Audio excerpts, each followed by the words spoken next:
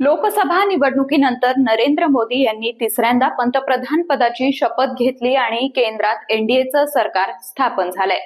हे सरकार स्थापन झाल्यानंतर आता पहिलं अर्थसंकल्पीय अधिवेशन सुरू होणार आहे। यामध्ये मोदी सरकारचा तिसरा अर्थसंकल्प मांडला जाणार आहे।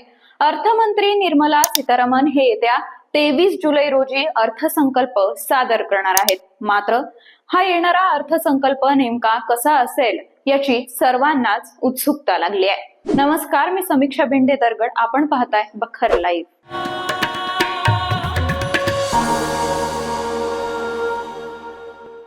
मोदी सरकारच्या या येणाऱ्या अर्थसंकल्पाला बजेट 3.0 असंही म्हटलं जात आहे। नव्या सरकारमध्ये ही अर्थ मंत्रालयाची जबाबदारी पुन्हा एकदा निर्मला सीतारामन यांच्याकडेच देण्यात आली आहे। त्यामुळे त्यांच्याही नावावर अनोखा विक्रम नोंदवला गेलाय। सलग 7 वेळा अर्थसंकल्प सादर करणाऱ्या त्या पहिल्या महिला अर्थमंत्री ठरल्या आहेत।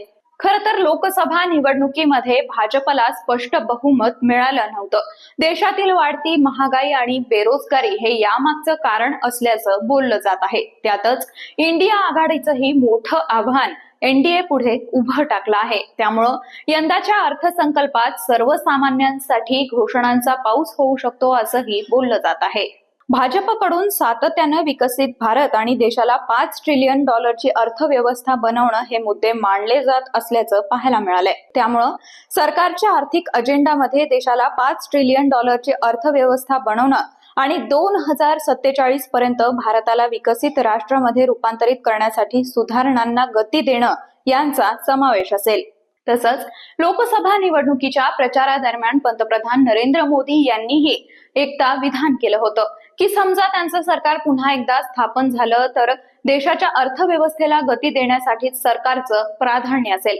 ही सर्व परिस्थिती लक्षात घेता अर्थव्यवस्थेला गती देण्याबाबत सरकार मागे हटणार नसल्याचं चित्र दिसत आहे। त्यामुळे यंदाच्या पूर्ण अर्थसंकल्पात महिला, शेतकरी आणि तरुणांसाठी काही नवीन मोठ्या घोषणा करू शकतं हे देखील नाकारलं जाऊ शकत नाही। यावेळच्या अर्थसंकल्पामध्ये केंद्र सरकार लोकप्रिय योजनांचा पर्याय निवडू शकतं असं तज्ज्ञांचंच मत आहे। यंदाच्या अर्थसंकल्पामध्ये नेमक्या कोणकोणत्या घोषणा होऊ शकतात याबाबतही तर्कवितर्क लावले जात आहेत। नवीन सरकार या अर्थसंकल्पात महागाई कमी करण्यासाठी मोठे निर्णय घेऊ शकतं। खरं तर निवडणुकीच्या प्रचारातही हाच मुद्दा जोरदारपणे मांडण्यात आला होता। तसंच देशातील शिक्षण क्षेत्राबाबत महत्त्वाच्या घोषणा अपेक्षित आहेत, कारण डिजिटल शिक्षणाला प्रोत्साहन देण्यासाठी पूर्ण बजेटमध्ये योजनाही सुरू केल्या जाऊ शकतात। पायाभूत सुविधांचा विकासही देशासाठी महत्त्वाचा आहे। अशा परिस्थितीत सरकार संपूर्ण बजेटमध्ये रस्ते, पूल आणि रेल्वेचे जाळं निर्माण करण्यासाठी बजेट वाढवू शकतं। अर्थसंकल्पात रिअल इस्टेट क्षेत्राकडेही लक्ष दिलं जाणार आहे। या क्षेत्राशी संबंधित अनेक महत्त्वाचे निर्णय घेतले जाऊ शकतात। हे क्षेत्र अर्थव्यवस्थेतील लाखो लोकांना रोजगार देतं। त्यामुळेच या क्षेत्राला चालना देण्यासाठी सरकार काही विशेष पावलं उचलू शकतं। तसंच गेल्या काही वर्षात बँकिंग क्षेत्रातील सुधारणांच्या आघाडीवरही सरकारला मोठ्या प्रमाणावर विरोध होत आहे।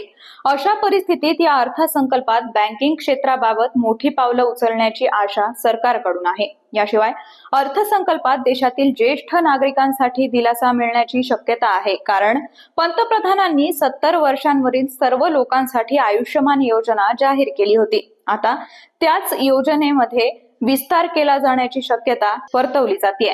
विशेष म्हणजे फेब्रुवारी 2024 मध्ये मांडण्यात आलेल्या केंद्राच्या अंतरिम अर्थसंकल्पामध्ये देखील अनेक मोठ्या घोषणा केल्याचं पाहायला मिळालंय। त्यामुळं यंदाचा हाही अर्थसंकल्प हा सर्वसामान्यांना आकर्षित करणाराच असू शकतो असा अंदाज लावला जात आहे। मात्र याबाबत नेमकं स्पष्ट चित्र हे 23 जुलै रोजी अर्थसंकल्प सादर केल्यानंतरच होईल। हा व्हिडिओ तुम्हाला आवडला असेल तर लाईक, शेअर जरूर करा। तुमच्या प्रतिक्रिया कमेंट बॉक्स मधून जरूर कळवा आणि आमच्या चॅनलला सबस्क्राईब करा।